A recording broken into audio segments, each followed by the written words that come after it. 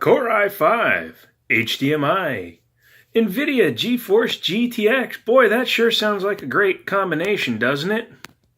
I wish I could say yes, kids. I really do. Because when you turn it to the side, you see... You're in the shadow, nothing I can do about that. Look at this bastard. Intel Core i5 6400, NVIDIA GeForce GTX 745 graphics. What the frack? 2 terabyte hard drive? Yeah, okay. 16 gigs of DDR trace memory. And a card reader. What you're looking at here, kids, is the Acer Aspire AT3-710-UR56. It is also my first client build. I didn't actually get this the way that other people do by putting up a Craigslist ad for the work. I actually got it when I sold Red Devil. And yes, I sold Red Devil.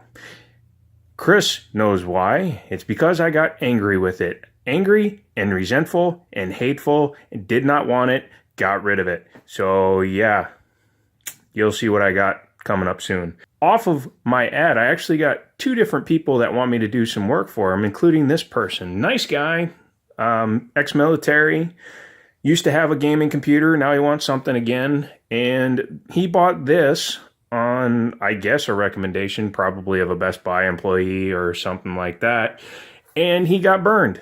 I mean, when you look at the front, you really do think, hey, maybe it's all right. Core i5, 6400, that's Skylake, that's a decent one. HDMI support, yeah, NVIDIA GTX graphics, we're good to go. But yeah, he also wants to do some streaming, and with this setup, that is not possible. You can get by with the i5, but a GTX 745, you can't get by with that. I mean, he was trying to play Fallout 4, and he was getting like 15 frames per second, he said, which means the processor was probably taxed at 193%. First thing I'm going to do is I'm going to go ahead and take the side off this thing, and I'll show you what we're working with. Now, I have a small idea on what we're going to see when I open this up because that filter hole area was open. Filter hole area? Good job, Joe, with English. But yeah, I knew it was going to be pretty dirty in here. And yeah, it's pretty dirty, yeah. There's that super awesome GTX right there. Holy cow, I was feeling bad about how his cable management was going to look. I no longer feel bad. And we are replacing this piece of crap. I don't care that it's upside down. What is it? 300 watt power supply. And this is the same power supply you get regardless of what you wind up picking up, be it the i7 or the i5. Obviously, that can't even power a potato peeler. So that's coming out, ow, and he's getting that back. That's coming out, he's getting that back, simply for the reason that I don't want it. And let me show you the parts that we are going to add to this system. Now, I also want you to keep in mind this client has an extremely fixed budget on this project. He just wants to upgrade what he has to be able to do some Twitch streaming. However, his budget also requires a webcam and a monitor. I haven't picked those up yet. But this is over half of what he actually had to spend. So if you want to do some mental arithmetic gymnastics in your head, go for it. GPU, GeForce GTX 1060. Because of the shape of the case, I went with the single fan solution. And I went with the 3 gigabyte DDR5 version versus the 6 because he does not need a 6 gig card, especially considering that he's just going to be doing some light, like Fallout 4 game streaming. Went with a 120 gigabyte SSD for his boot drive. And for his power supply, yeah, it's not a super awesome 1200 watt system, but it is 80 plus gold rated. For his budget, it was the best we could do. I could have gotten him a 400 watt EVGA and probably would have been okay with it. This is actually Micro Center's house brand SSD, but they said they've had no people coming back saying that it wasn't working very well. And it is a 6 gigabyte per second SSD, SATA, all that good stuff.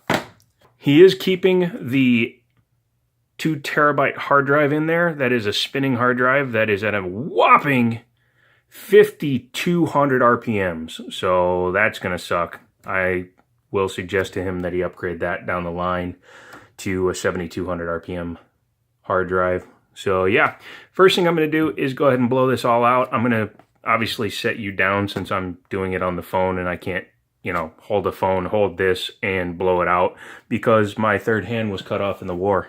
And I do apologize for the noise that you're hearing right now. Shut up.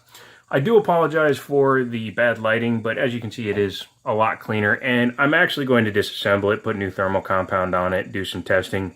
However, before I do that, I want to boot it up and see how long it takes. From pushing the button to completing the startup process took 2 minutes and 57 seconds, 0.99, so 2 minutes and 58 seconds. That is redonkulously bad. So I'm going to connect this to my Wi-Fi, download a couple of programs, test a couple of things, and then we will start the upgrade process. So here we are, loaded into Fallout 3. It looks like it's running okay, right? 162 megahertz. Well, obviously that's just the freaking loading screen. Just going to load up one of his games here.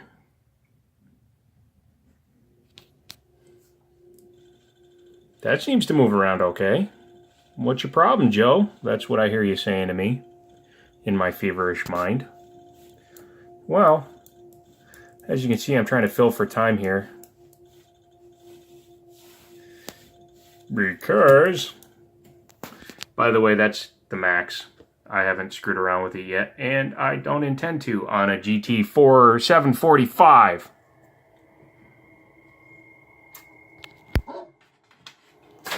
Yeah. Yeah, that is 11 frames per second. And he was streaming that, so he's going to be so happy when we're done here. Yay! That is horrible. That is the biggest problem he's got right now.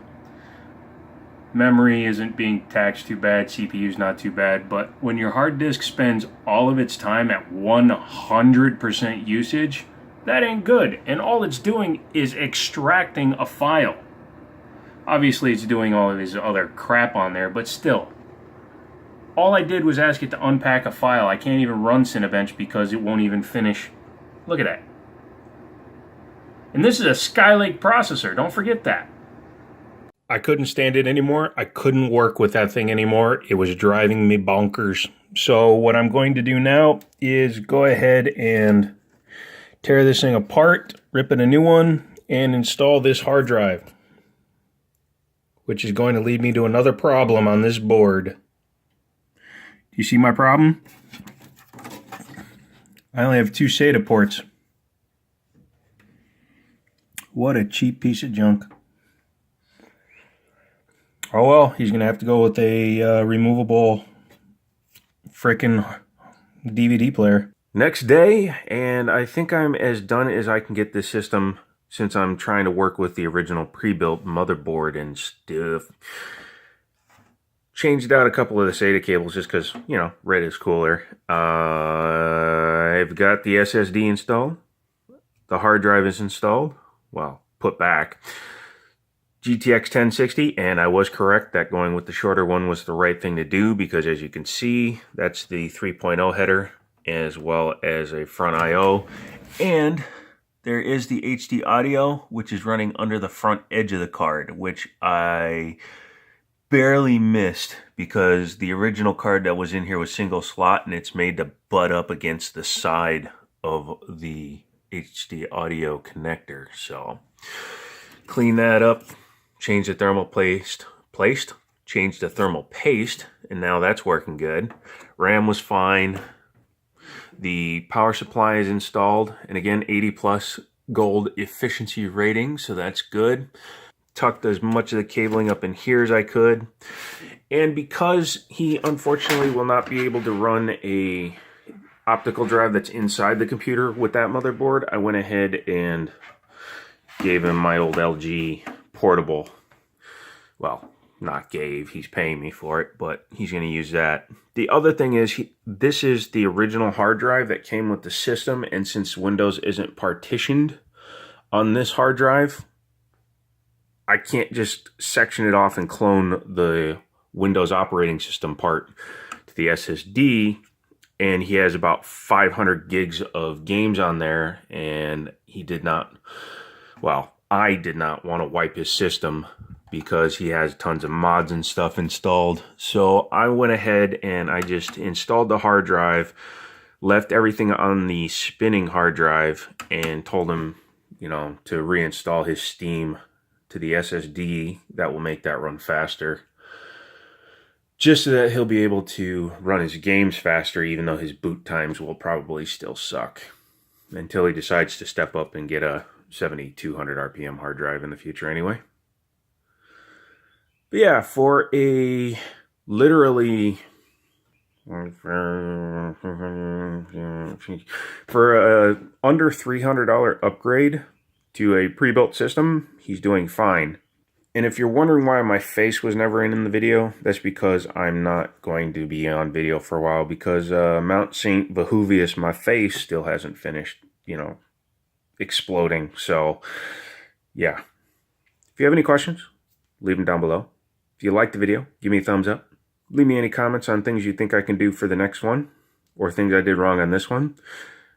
Don't forget to subscribe here, become a Patreon there, and watch some other videos there. And as always, I'll talk to you later.